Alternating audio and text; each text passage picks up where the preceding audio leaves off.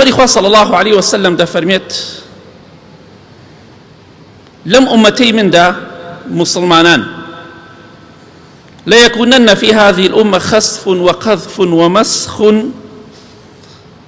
لأمتي من دا كومل سزايكي خوا ديت خوارو بو خلقي أم سزايانا ديت خوارو مع عذابي خوايا بيني معنا نمان بيني ودي بينيني وخلقيش دي بينيت چونك بيغمري خوا صلى الله عليه وسلم تأكيد كاتوا ليكونن بلام بنون تأكيد كاتوا تأكيد بلوي لأمتي من دا كساني كي خواي قورا بزاوية ديان بات خواروا نقمي زاويان دكات وكو چون قاروني نقم كل زاوية كساني كي لأمتي من خواي قورا بردبارانيان دكات وكو چون قومي لوطي بردباران كرت كساني كي لأمتي من خواي قورا ديان كات ميمون وبراز وجان لبر حركو چون قومكاني بيش وجولككاني كده ميمون وبراز أما وعدي پێغەمبەری خوایە صلى الله عليه وسلم بێگومان بە فەرمانی خوام قسانەی کردووە جابۆیە سەحابەکان ڕەزا و ڕەحمەتی خۆیان لێبێ فەرموویان ئەی خۆشەویستی خوا صلى الله عليه وسلم کەی ئەمە ڕوو ئەدات چ کاتێک وای لێ دێ خەڵکی ببێتە مەیمون و بەراز چ کاتێک خوای گەورە ئەو خەڵکە بەردباران دەکات چ کاتێک خوای گەورە خەڵکی بە زەویا دەباتە خوارەوە لەم ئومەتی پێغەمبەری خوایە صلى الله عليه وسلم فرمووی ئەگە سێ تاوان بڵاو بووە چاوەڕێی ئەم عوقوبانە بکەن یەکەم ئەگەر بینیتان بە ئاشکرا عارق خورایەوە شوێنی عارق خواردن دیاری بوو کاتێک خەڵکی عارقی خواردەوە بە ئاشکرا چاوەڕێی ئەوە کەن خوا بەردبارانتان کات خوا بتان کاتە مەیمون و بەراز بەردبارانتان کات بە زەویا بتان باتە خوارەوە هەر کاتێ ئیذا شەریبوا الخەمر کە خەڵکی عارقی خوارد ئێستا لە عارق خواردن خەتەرتر پێیا بووە ئەویش بریتیە لە ئەم مادە هۆشبەرانە کە چەند قاتی عارق زەرەر و زیانی هەیە چونکە ئەو ئینسانە کاتی عارق دەخوا ئەگەر کەمێ هۆشی بمێنێ ئەو مادە هۆشبەرە ئەوەشی نایاڵێ هەر لە عارق خەتەرترە ترسناکترە لە مەشروب خواردن بۆیە هەر کاتێک ئومەتەکەی من لەناو ئومەتی مندا عارق خواردن پەیدا بوو چاوەڕێی عوقوبەی خوا بکەن دووەم واتخذوا القينات هر كاتي بينيتان لناو أمتكي من دا آفرتي غوراني بيش پیدا بو ئێستا لە گۆرانی بێژە نەماوە چونکە ئەوەتی ئێمە بیرمان دێ گۆرانی بێژە هەرە بوو ئافرەت ئێستا ئافرەتی مۆدێل پەیا بووە ئەوانە کە کۆمەڵگایان فەساد کرد بەڵام لە هەمووی ناخۆشتر ئەوەیە کە ئەوانەی کە ئێستا دانیشتونە لە جومعەکانە و گوێ لە خوتبە ئەگرن ئەوانە لایشیان بۆکەن و معجیبیانن بە قوربانیان دەبن بە ساقەیان دەبن ئەوە کارە ساتەکەیە ئەوە کارە ساتەکەیە یەکێک لەوانە کە کۆمەڵگایان بەرەو فەسادی بردووە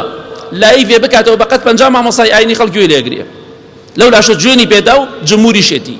لایکشی بۆکە مشەجیعی ئەویشە ئەگەر ئێمە گەورەیان نەکەین ئەوانە چین هەر کاتێک گۆرانی بێش پەیدا بۆ ئافرەتی گۆرانی بێش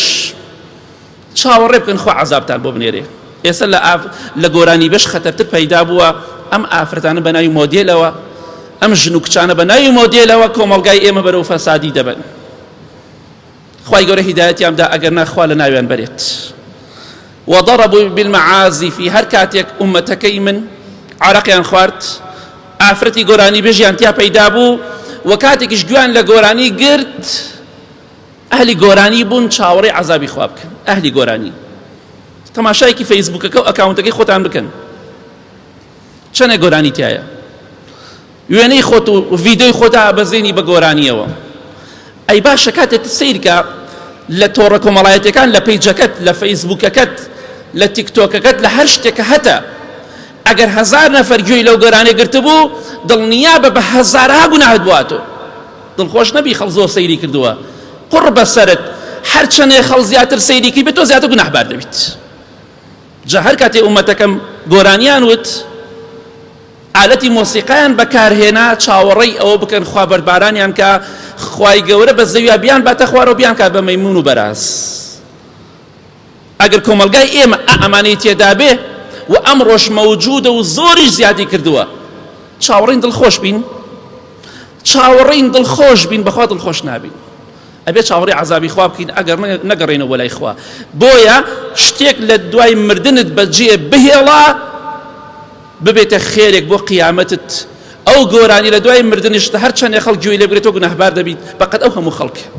کابرا مردووە لە ناو گۆڕدایە بۆ وازی لێ نایەنی خۆت ئەوش گوناهبار دەکەی، بۆ بەڕەوی دەکەیتەوە. کوا قورئانمان لەبیر کردووە. ئەم قورئانە کەلامی خوا فەرمایشتی خوایە، کوا دەیخوێنینەوە. تەماشا دەکەی سەیارەکەی پڕە لە شریت و لە سیدی گۆرانی، بە گۆرانیەوە دەڕوا بۆ سەفرە، بە گۆرانی دەڕوا بۆ سیاحەت، بە گۆرانیەوە دەڕوا بۆ سەردانی خەڵکی و بەتەمایە دڵخۆش بێ و زۆر زۆر جەوی ساف بێ، دڵنیا بە چاوت پێی ناکەوێ. هەر کەسێک پشت لە خوا بکە، خوای گەورە لە دنیادا ژیانی پڕەکە لە کێشە مشکیلە. چێ دڵی خۆش ئەمڕۆ زۆر بەکەمی وەڵڵا مناڵەکانمان لە ئێمە خەمبارترن. جاران هیچمان نەبوو دڵخۆش بووین، ئێستا لە نیعمەت داین بەڵام دڵمان خۆش نییە. دەی بیانی جەژنە، کا دڵمان خۆشە چونکە پشتمان لە خوا کردووە. ئەو جەژنە کە جەژنی خۆشی و شادیە خەڵکی بە خەمباری دەرێ بڕێ. بڕۆسەی تۆڕە کۆمەڵایەتیەکان کە گشتی خەمبارە، بێتاقەتە، بێزارە. هەر کاتێک کۆمەلگا پشتی لە خوا کرد بە تەمای خۆشی و شادی نەبێت. پشتمان لە خوا کردو لە قورئان کردووە چۆن دڵخۆشە بین، دڵنیا بە دڵخۆش نابین.